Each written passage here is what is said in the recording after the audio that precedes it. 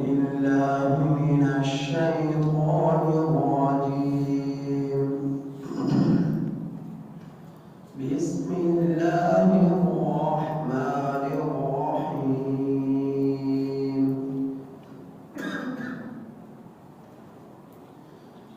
سبحان الذي أسرى بعبده ليلا من المسجد الحرام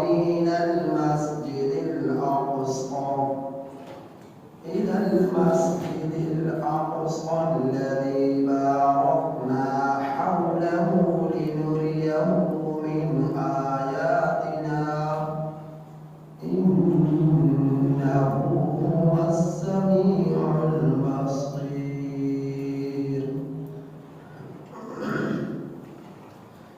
وآتينا موسى الكتاب وجعلناه هدى لبني إسرائيل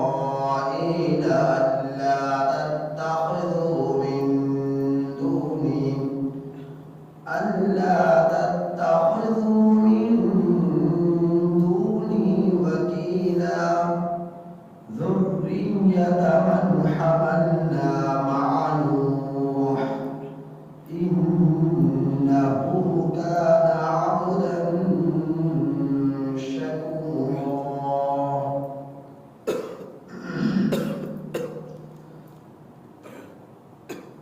یہ سورہ بنی اسرائیل کی آیت نمبر 1 تا 3 آپ حضرات کے سامنے تلاوت ہوئے. یہ سورہ بنی اسرائیل کی آیت نمبر 1 تا 3 آپ حضرات کے سامنے تلاوت ہوئی.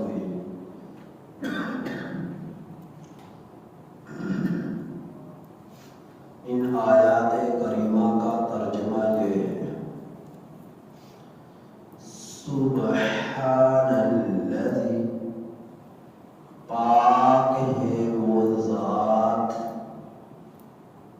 سبحان، پاک ہے. الذی، وہ ذات جو لے گئی اسرا بعبدہ، اپنے بندے کو، لیلا، ایک ہی رات میں، من المسجد الحرام، مسجد حرام سے، الی المسجد الاقصی، مسجد اقصی کی طرف. الذی، وہ مسجد اقصی کے بارکنا، ہم نے برکتیں رکھی، حولہ، اس کے ارد گرد، لنریہ من آیاتنا، تاکہ ہم دکھائیں اپنے بندے کو، من آیاتنا، اپنی کچھ نشانیاں، لنریہ، تاکہ ہم دکھائیں اس بندے کو، من آیاتنا، اپنی کچھ نشانیاں. انہ هو السمیع البصیر، بے شک وہ اللہ سننے والا، دیکھنے والا.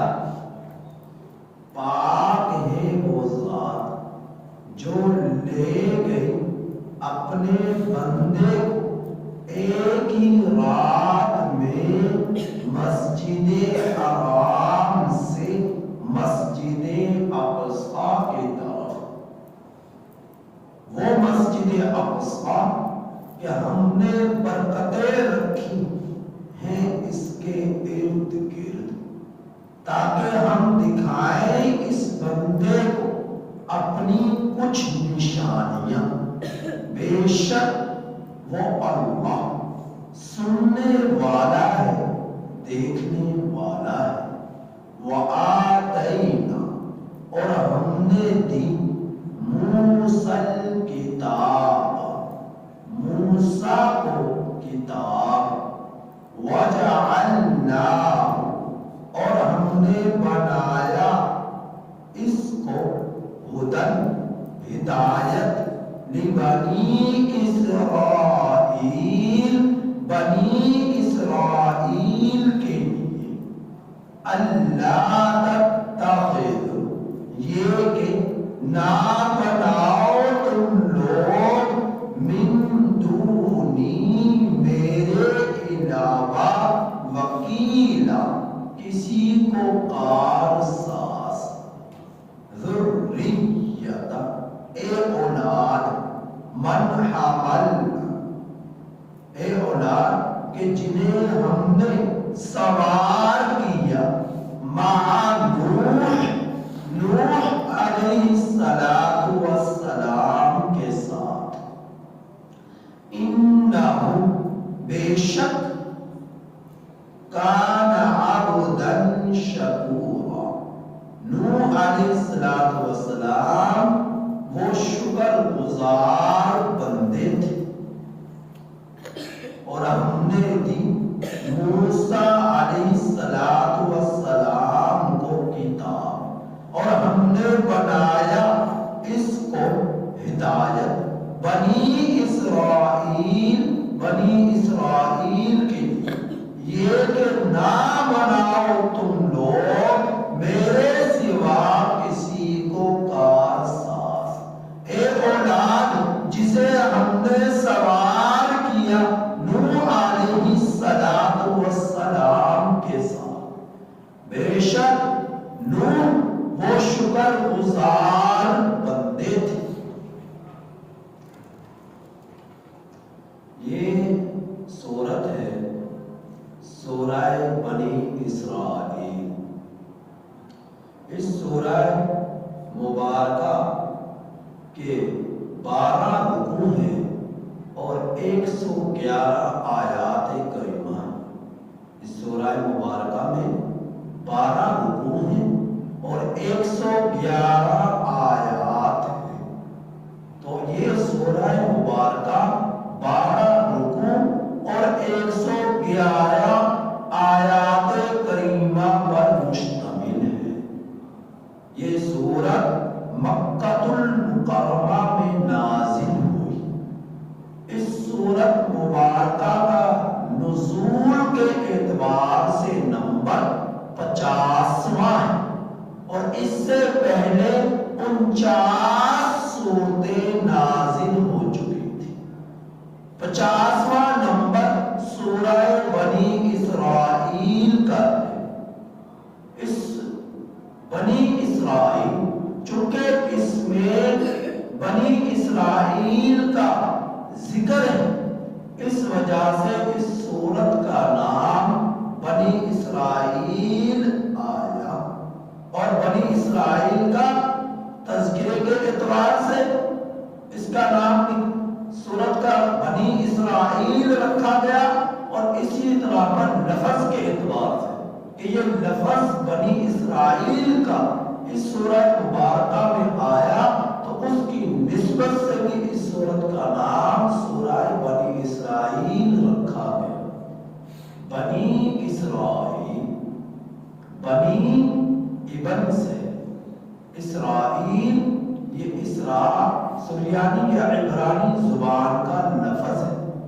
اسراء کہتے ہیں بندے کو، اسراء کہتے ہیں بندے کو، اور ایل الہ سے، ایل الہ سے، تو الہ کہتے ہیں اللہ کی ذات کو۔ تو اب اس کا یوں بنی اسرائیل کا ترجمہ ہوگا اللہ کے بندے کی اولاد، بنی اولاد، اسراء بندہ، ایل الہ اللہ کے بندے کی اولاد۔ بنی اسرائیل کا ترجمہ کیا ہوا؟ اللہ کے بندے کی اولاد. تو یہ لقب تھا حضرت یعقوب علیہ السلام. اسرائیل یہ حضرت یعقوب علیہ السلام کا لقب تھا. حضرت یعقوب علیہ السلام کے 12 بیٹے تھے. ان 12 بیٹوں میں سے ہی حضرت یوسف علیہ السلام بھی تھے. تو نسل در نسل یعقوب علیہ السلام کی اولاد سے آگے بڑھے، آگے چلے، اور اس اولاد میں یعنی 12 بیٹوں کی اولاد میں اللہ جل جلالہ نے ہزاروں پیغمبروں کی بعثت فرمائی، جس کی تعداد تقریباً 4000 بتلائی گئی. یہ قوم انتہائی ذہین اور انتہائی ضدی قوم تھی. بنی اسرائیل انتہائی ذہین اور انتہائی ضدی قوم تھی. انہوں نے پیغمبروں کو بہت ہی زیادہ شہید کیا.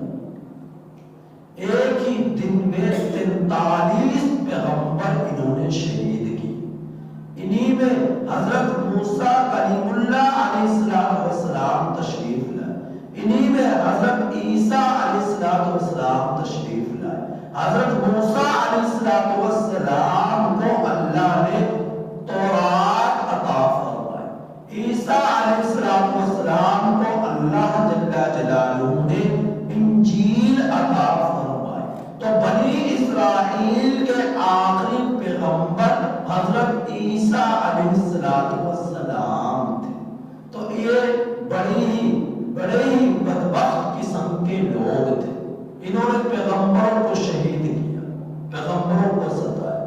حضرت یحییٰ علیہ السلام بھی انہی میں تشریف لائے. حضرت یحییٰ علیہ السلام کے متعلق لکھا، حضرت یحییٰ علیہ السلام کے زمانے میں ایک نوجوان بادشاہ، اس کی بہت ساری بیویاں اور لونیاں.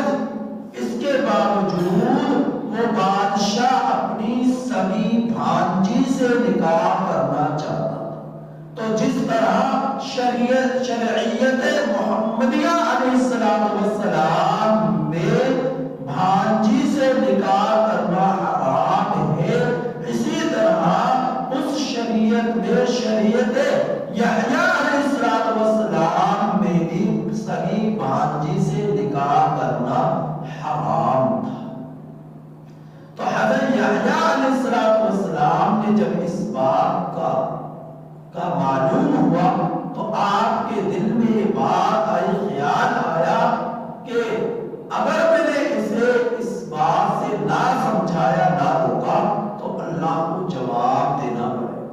تو حضرت یحییٰ علیہ السلام اپنے حواریوں کے ساتھ، جس طرح نبی کے صحابہ، نبی کے ساتھی، نبی کی صحبت پانے والے، نبی کی ایمان کی حالت میں زیارت کرنے والے جماعت کو صحابہ کی جماعت کہا جاتا ہے.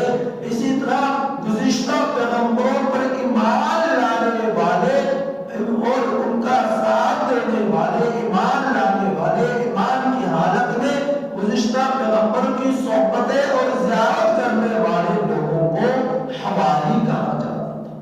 تو گزشتہ شریعتوں میں حواری کا لفظ استعمال ہوا نبی کے ساتھیوں کے لیے، اور اس شریعت میں نبی کریم صلی اللہ علیہ وسلم کے ساتھی جو آپ پر ایمان لائے، آپ کی ایمان کی حالت میں صحبت اور زیارت اختیار فرمائی، ان کو صحابہ کی جماعت کہا جاتا ہے. تو حضرت یحییٰ علیہ السلام اپنے حواریوں کے ساتھ اس بادشاہ کے پاس تشریف لائے اور آ کر عرض کیا کہ سنا ہے کہ آپ اپنی سگی بھانجی سے نکاح کرنا چاہتے ہیں. وہ کہنے لگا کہ آپ کو اس سے کیا فرض، میں کروں یا نہ کروں، آپ کو رحم ہوتے ہیں مجھ سے پوچھتے ہو. تو حضرت یحییٰ علیہ السلام نے سمجھایا کہ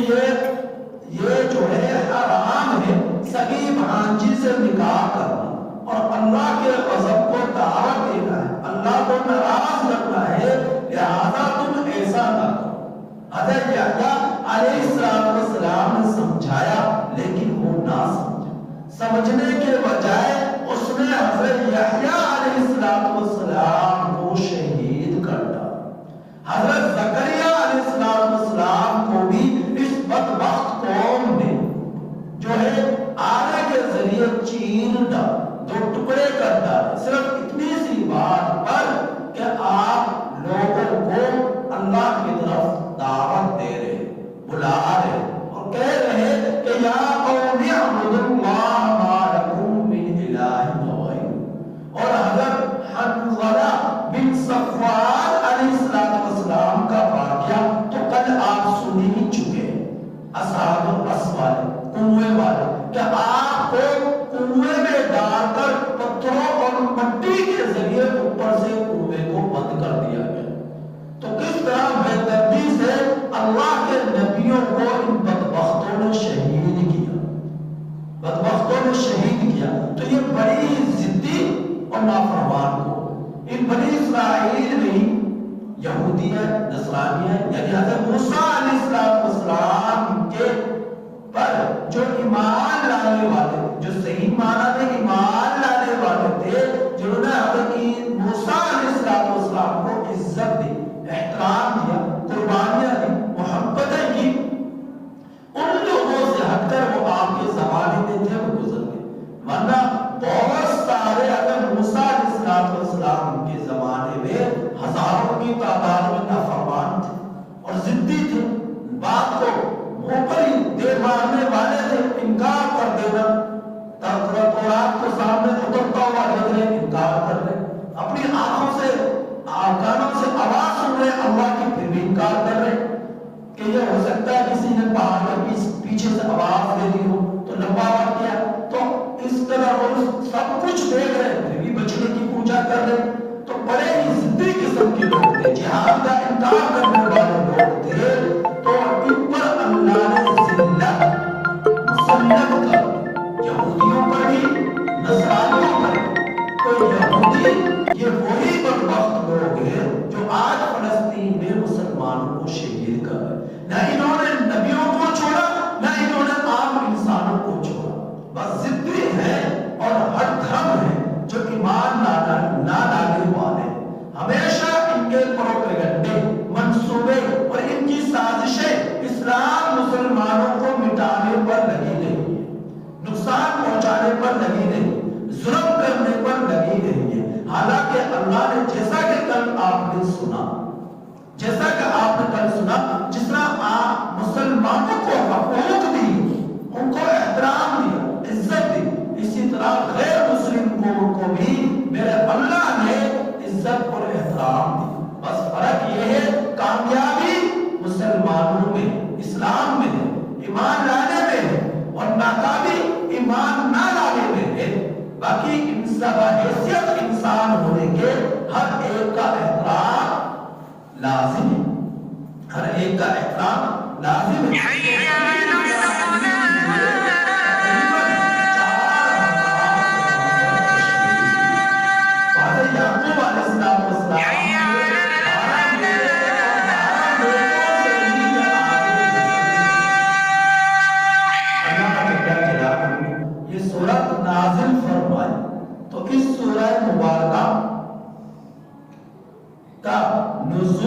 نبی کریم صلی اللہ علیہ وسلم کے ایک بہت بڑے اور نمایاں معجزے کا ثبوت ہے, اور وہ کیا ہے؟ معراج, جو اللہ نے اپنے نبی کو عطا فرمایا. اللہ کے رسول صلی اللہ علیہ وسلم کے 3 معجزے بہت نمایاں تھے, 3 معجزے بہت نمایاں تھے نبی کریم صلی اللہ علیہ وسلم کی, جو آج بھی ہماری آنکھوں کے سامنے. نمبر 1 قرآن مجید, نمبر 1 قرآن مجید. قرآن مجید میں یہ نبی کریم صلی اللہ علیہ وسلم کا واضح اور نمایاں معجزہ, اور اللہ رب العزت نے نبی کے زمانے سے ہی تمام دنیا کے انسانوں اور تمام جنات کو اللہ رب العزت نے یہ چیلنج کیا ہے کہ اگر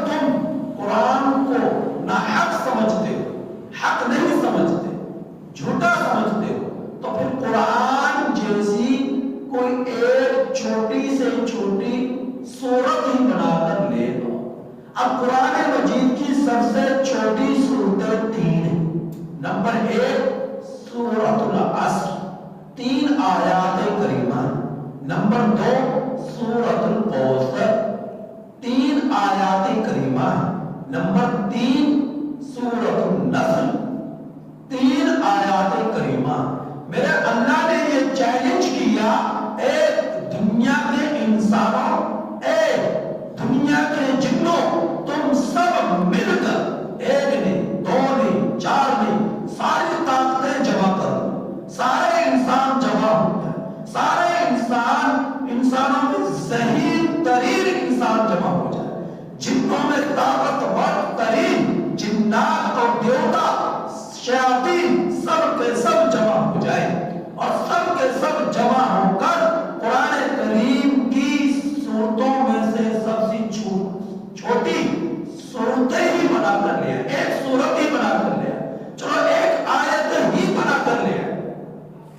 لیکن دیکھیں 1450 سال گزر چکے، آج تک کوئی قرآن کریم کے نہ تو لفظوں کو بدل سکا، نہ قرآن کریم جیسی کوئی ایک صورت بنا کر پیش کر سکا.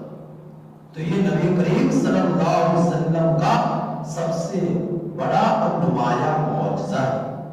دوسرا معجزہ اللہ کے رسول صلی اللہ علیہ وسلم کا، اور شک کمر ہے کہ اللہ کے رسول صلی اللہ علیہ وسلم کے پاس مکہ کے کافر اور مشرک اور سب کے سب جمع ہوئے اور جمع ہو کر کہنے لگے، کافر اور مشرک جمع ہو کر کہنے لگے کہ اگر آپ سچے نبی ہیں، برحق نبی ہیں، تو پھر آپ ہمیں چاند کے 2 ٹکڑے کر کر دکھا. اللہ کے نبی کیا فرما رہے ہیں کہ میں اس کے 2 ٹکڑے، مجھ میں اتنی طاقت نہیں کہ میں اپنے حکم سے اس کے 2 ٹکڑے کروں. فرمایا کہ ہاں، میری تائید کے لیے، میری سچائی کے لیے اللہ رب العزت چاند کے 2 ٹکڑے کر دے تو یہ اللہ رب العزت کر سکتے ہیں. تو آپ صلی اللہ علیہ وسلم نے اللہ سے دعا مانگی، اللہ پاک دعا کو قبول فرمایا اور آپ کو حکم دیا کہ چاند کی طرف اشارہ کیجیے. نبی کریم صلی اللہ علیہ وسلم نے چاند کی طرف اپنی شہادت کی انگلی کو بڑھایا.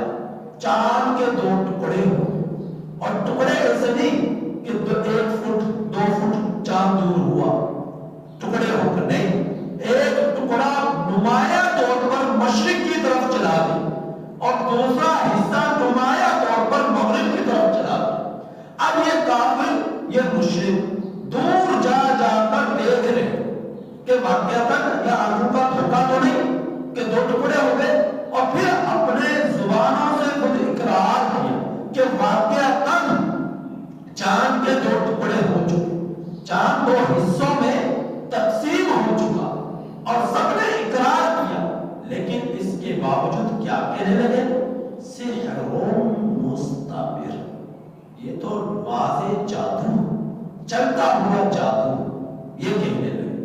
چاند کے بارے میں سورہ قمر اس معجزے کے اوپر میرے رب نے اتاری نازل فرمائی، اقتربت الساعۃ وانشق القمر، کہ چاند کے 2 ٹکڑے ہو گئے، قیامت قریب آ چکی. اب یہ 1450 سال پہلے چاند کے ٹکڑے ہو رہے ہیں 2، اور اس وقت اللہ تعالیٰ فرما رہے کہ قیامت قریب آ چکی. اب کتنی قریب ہے؟ میرے لیے ہے، آپ کے لیے ہے 1 سال 2 سال. میرے رب کی نظروں میں یہ وقت کچھ بھی نہیں. جو انسان مر جاتا ہے، حدیث پاک میں آتا ہے، جب قیامت کے دن وہ اٹھے گا تو وہ یوں سمجھے گا کہ مجھے بس 1 صبح یا 1 شام بھی نہیں گزری، قبر کے اندر چند منٹ اور چند گھنٹے ہی گزرے ہیں، اور مجھے ابھی تو سلایا تھا اور پھر اٹھا دیا گیا. وہ یوں سمجھے گا. ہم جو زندہ انسان ہیں، ہمارے لیے لگ رہا ہے کہ اتنے سال گزر گئے، اتنا زمانہ گزر گیا، ہمارے لیے ایک لمبا طویل زمانہ دنیا کی زندگی میں یہ نظر آ رہا ہے. اللہ کی نظروں میں یہ وقت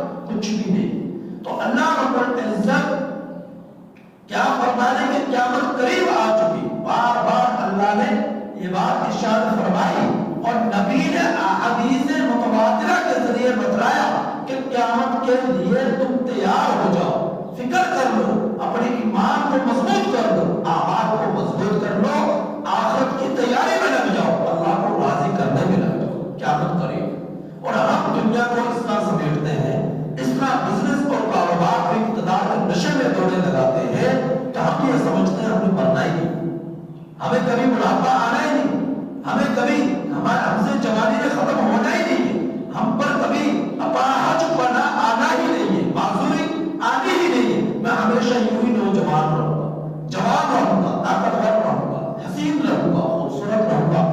مجھے میرے اور آپ کی نظروں میں یہ بات بیٹھی، اگر اس کی حقیقت سے پردہ اٹھ جائے تو ہم میں کسی کو ہنسی نہ آئے، ہم میں کسی کو نیند نہ آئے کہ موت کب آ جائے، کب اللہ کی طرف بلاوا آ جائے تو کیا لے کر اللہ کے پاس جاؤں، کیا لے کر اللہ کے دربار میں حاضر ہوں گا، ہم اس بات کو سوچتے ہی نہیں ہیں۔ لیکن جب سوچنے کا وقت آئے گا اس وقت اعمال کرنے کا وقت نہیں ملے گا، وقت ختم ہو چکا ہوگا، دروازے بند ہو چکے ہوں گے، اب تو صرف حساب ہی حساب ہے، اب تو صرف حساب ہی حساب ہے۔ تو اللہ فرمانا کہ اس وقت سے پہلے آج تم تیار ہو جاؤ، اپنی زندگی کو سنبھال لو، آخرت کی فکر کرو۔ تو یہ نبی کریم صلی اللہ علیہ وسلم کا دوسرا نمایاں معجزہ جو آج بھی زندہ ہے، چاند کی شکل۔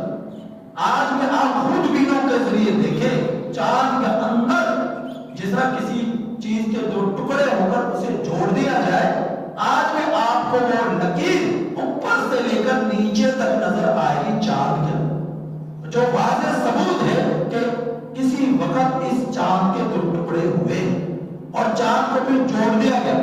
پوری لکیر ٹکڑے ہونے کی آج بھی چاند کے اندر آپ کو نظر آئے گی، خود بینوں کے ذریعے دیکھو جیسے، اور آپ کو چاند کی جو تصاویر ہیں ان میں دیکھو تمہیں نظر آئے گی درار بنی ہوئی ہے۔ تو یہ نبی کریم صلی اللہ علیہ وسلم کا نمایاں معجزہ آج بھی زندہ ہے، تم دیکھ سکتے ہو اپنی نظروں سے۔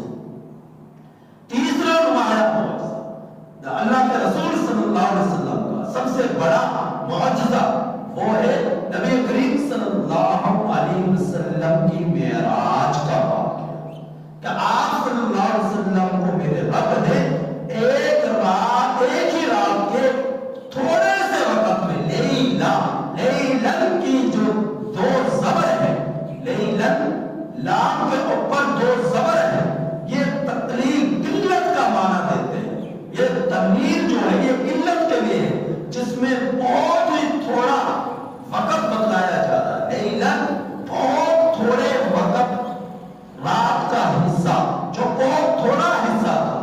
آپ صلی اللہ علیہ وسلم اب جب اپنے گھر سے روانہ ہوئے، اس وقت جو کیوار تھا، دروازہ تھا، اس کی جو کنڈی تھی، آپ صلی اللہ علیہ وسلم نے جب اس دروازے کو کھولا، اس کی کنڈی جب دروازے کو کھولتے ہیں، پرانے زمانے کے دروازوں کو جو دیکھیں گے نظر آئیں گے، کنڈی ہوتی ہے جو اوپر لگتی ہے، آج کے جدید طور پر جو جدید اس کی کنڈیاں ہیں تو وہ زنجیر نما جس طرح کی کنڈی ہوتی ہے، وہ جب کھولی تو وہ لٹکی تو وہ ہلی۔ تو آپ صلی اللہ علیہ وسلم جب اپنے گھر مبارک سے تشریف لے گئے، مکمل واقعہ کل بیان کروں گا، تو جب وہ ہلی، حرکت میں آئی اور واپس تشریف لائے تو اس وقت بھی وہ ہل رہی تھی۔ تو جس سے کیا معلوم ہوا، بہت تھوڑا سا حصے میں میرے رب نے آپ صلی اللہ علیہ وسلم کو معراج کر